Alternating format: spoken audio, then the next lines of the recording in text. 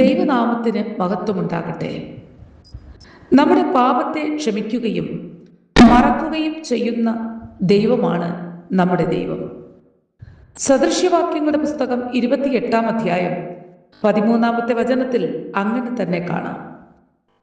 തൻ്റെ ലംഘനങ്ങളെ മറയ്ക്കുന്നവന് ശുഭം വരികയില്ല, അവയെ ഏറ്റുപറഞ്ഞ് ഉപേക്ഷിക്കുന്നവനോ കരുണ ലഭിക്കും. ഒരിക്കൽ ഒരു പെൺകുട്ടിയുടെ കയ്യിൽ നിന്നും വിലയുള്ളതും മനോഹരവുമായ ഒരു കപ്പ് അബദ്ധവശാൽ നിലത്തു വീണ് ഉടഞ്ഞുപോയി. അവൾ കരഞ്ഞുകൊണ്ട് അവളുടെ മമ്മിയെ സമീപിച്ചു. മമ്മി, ക്ഷമിക്കണം, ഞാനാണ് കപ്പ് പൊട്ടിച്ചത്.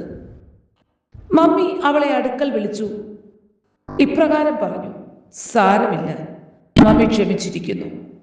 ഇനിയും ഇപ്രകാരം സംഭവിക്കാതെ സൂക്ഷിക്കണം. പൊട്ടിയ കഷ്ണങ്ങൾ ആ സ്ത്രീ പെറുക്കി ചവറ്റുകുട്ടയിൽ ഇട്ട് കളഞ്ഞു. കുറേ സമയം കഴിഞ്ഞ ശേഷം ആ പെൺകുട്ടി കപ്പിന്റെ പൊട്ടിയ കഷ്ണങ്ങളുമായി വീണ്ടും മമ്മിയെ സമീപിച്ചു. മമ്മി, ക്ഷമിക്കണം, ഇതുടച്ചത് ഞാനാണ്.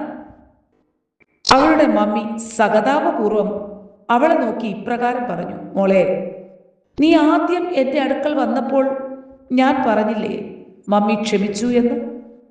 മോളെ, നീ സന്തോഷത്തോടെ പൊയ്ക്കോ, ഞാനത് മറന്നു കളഞ്ഞു.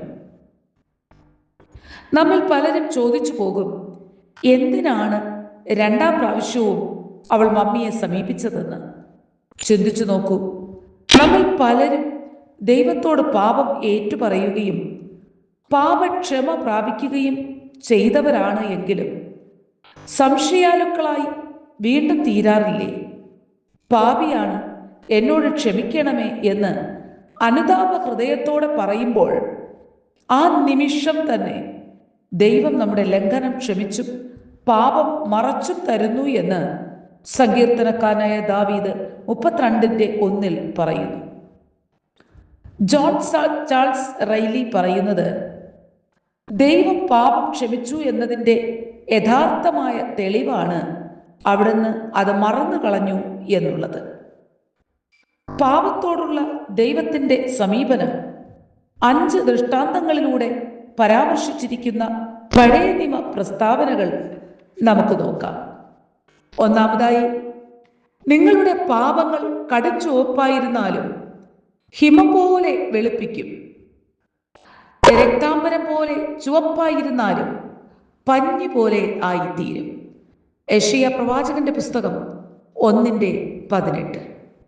രണ്ടാമതായി, ഉദയം അസ്തമയത്തോട് അകന്നിരിക്കുന്നത് പോലെ അവൻ നമ്മുടെ ലംഘനങ്ങളെ നമ്മോട് അകറ്റിയിരിക്കുന്നു എന്ന് സങ്കീർത്തനങ്ങൾ 103:12 പറയുന്നു. മൂന്നാമതായി, എങ്കിലും നീ എൻ്റെ സകല പാപങ്ങളെയും നിന്റെ പിറകിൽ എറിഞ്ഞു കളഞ്ഞു. യെശയ്യാ 38:17. നാലാമതായി നാം നോക്കുമ്പോൾ, എൻ്റെ നിമിത്തം ഞാൻ തന്നെ നിന്റെ അതിക്രമങ്ങളെ മായിച്ചു കളഞ്ഞു, നിന്റെ പാപങ്ങളെ ഞാൻ ഓർക്കുകയുമില്ല. യെശയ്യാ 43:25, യിരെമ്യാ 31:34. അഞ്ചാമതായി നാം നോക്കുമ്പോൾ മീഖാ പ്രവാചകന്റെ പുസ്തകം 7:19 പറയുന്നു, അവൻ നമ്മോട് കരുണ കാണിക്കും, നമ്മുടെ അകൃത്യങ്ങളെ ചവിട്ടിക്കളയും, അവരുടെ പാപങ്ങളെയൊക്കെയും നീ സമുദ്രത്തിന്റെ ആഴത്തിൽ ഇട്ടുകളയും. ദൈവത്തിൻ്റെ പാപിയോടുള്ള അതിരറ്റ സ്നേഹവും കൃപയും അവർണ്ണനീയമത്രേ. നമ്മുടെ പാപങ്ങളെ നാം ദൈവത്തോട് ഏറ്റുപറയുമ്പോൾ ദൈവം അത് സമുദ്രത്തിന്റെ അഗാധതയിലേക്ക് എറിഞ്ഞു കളയുന്നു. എന്നിട്ട് അതിൻ്റെ കരയിൽ ഇവിടെ മത്സ്യബന്ധനം പാടില്ല എന്ന് ഒരു ബോർഡ് എഴുതി വയ്ക്കുന്നു. എന്താ കാര്യം? ദൈവം എറിഞ്ഞു കളയുന്നതിനെ വീണ്ടും വലവീശി പിടിക്കാൻ പോകരുത്.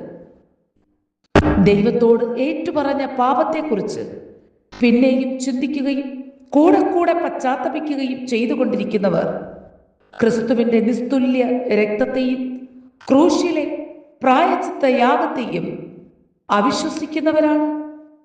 അപ്രകാരം സംഭവിക്കാതിരിക്കാൻ നമ്മുടെ ഹൃദയം ക്രിസ്തുവിലും അവൻ്റെ വചനത്തിലും ആഴമായി വിശ്വസിക്കണം. Have A blessed day.